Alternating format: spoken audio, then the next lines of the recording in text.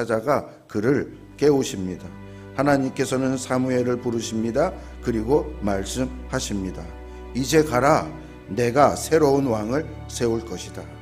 사무엘이 베들레헴 이새의 집에 도착했습니다.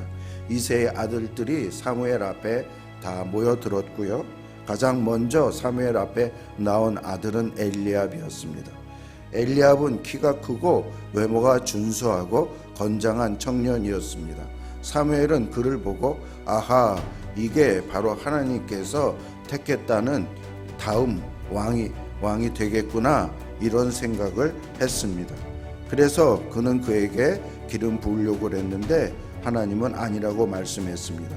그는 또다시 겉모습을 보고 판단하는 실수를 하고 있습니다. 하나님께서는 사무엘에게 이렇게 말씀하셨습니다. 같이요, 시작. 그의 용모와 신장을 보지 말라. 내가 이미 그를 버렸노라. 사람은 외모를 보고 없냐? 여호와는 중심을 보느니라. 사무엘아, 언제쯤 깨닫겠느냐? 나에게 겉모습은 아무런 의미가 없다.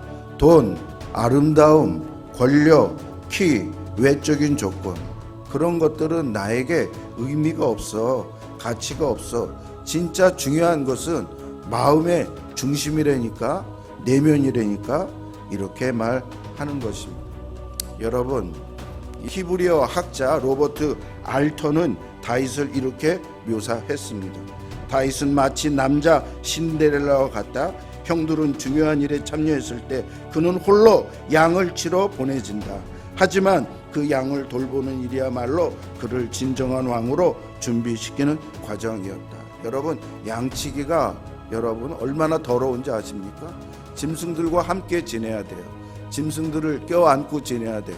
그래서 짐승과 같은 취급을 받고 당시에 불가촉 천민으로 여김을 받기도 했고, 그들은 잠을 밖에서 잤고, 그런데 다윗은 지금 자기에게 맡겨진 그것, 외면을 생각했다면 못했을 거예요. 자기가 좋은 옷을 입고 있어야 되겠다라고 생각했으면 못했을 거예요. 그러나 그는 그에게 맡겨진 하나님께서 주신 이 목동 짐승을 돌보고 사랑하는 이 일을 최선을 다했던 것입니다. 하나님이 그 내면, 그 작은 일, 누구도 인정해 주지 않는 그 작은 일을 충실히 감당하는 그것에 하나님께서 그를 인정하셨던 것이었습니다. 여러분, 제가 제일 말씀드린 크리스찬은 세상의 가치관과 따라가는 것이 아니라 세상의 가치관을 개혁하고 바꾸는 생각을 갖는 것이 크리스찬입니다. 성경을 보면 하나님께서 세상의 가치관을 뒤집는 일이 얼마나 많이 있는지 아십니까? 당장 창세기 3장에 가더라도 하나님은 가인을 택하지 않고 그의 동생 아벨을 택했고요.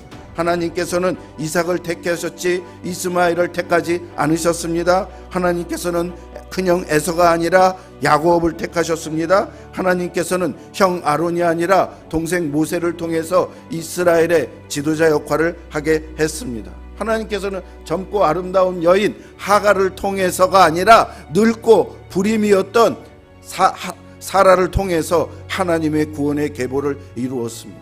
또 야곱의 아내 라헬, 야곱이 사랑하고 예쁘게 생긴 라헬을 통해서가 아니라 사랑받지 못하고 잘생기지 않은 레아를 통해서 하나님께서 유다를 보내주시고 다윗 왕을 보내주시고 그리스를 보내주신 구원의 역사. 여러분, 완전히 상식 밖에 그런 결정을 하나님께서 하신 거잖아요. 그러면 제가 드리는 말씀은 우리도 하나님의 이 관점, 하나님의 판단 기준, 이것을 가지려고 노력해야 되는 거예요. 그거 어떻게 가져야 돼요? 이렇게 주일마다 와서